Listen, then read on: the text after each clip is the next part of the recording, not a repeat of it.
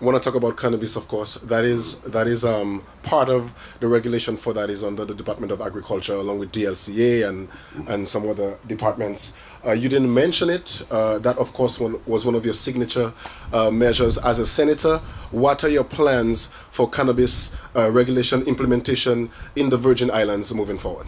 Thank you very much. You're right. I championed that as a senator. I'm now Commissioner of the Department of Agriculture. My role here is food production, water supply, getting more people interested in farming. As Department of Agriculture Commissioner, I will sit on the Cannabis Advisory Board, named by the governor, confirmed by the legislature.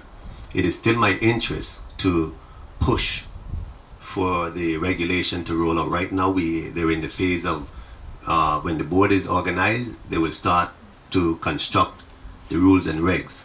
That is not under the Department of Agriculture responsibility, so I just don't want to get lost in that. I'm here today as Department of Agriculture Commissioner. That's what's going to happen. On the cannabis, I will play my role, whether on the advisory board, whether talking to the governor, whether consulting with the OCR. I expect to be intricately involved. Just as a side note, this month, March, I'm actually featured on the front cover. Can you get it up? Let me show up to you. Can you get it on my car, please, Ms. Blyden? I'm actually featured on the front cover of Dope magazine. Dope means defending our plant everywhere. Okay, I'm on the cover of Dope magazine. That's a magazine that's all across the West Coast. So I believe that we have used and have the attention of America and the rest of the world, and we can capitalize on the tourism about that. So, I don't want to get lost. My tenure is of the Department of Agriculture. I'm a cannabis advocate. I do not hide that fact. I support legalization of cannabis medicinally. I support legalization of cannabis for adult purpose, and I support the production of hemp. Now, what I can tell you as it relates to hemp was in the Farm Bill since about 2000. Well, every year has a Farm Bill, and the Farm Bill of 2018 made hemp an agricultural product. So this Department of Agriculture, along with the University of the Virgin Islands, expect, under my tenure, to have a pilot hemp project. And I will source funding for that.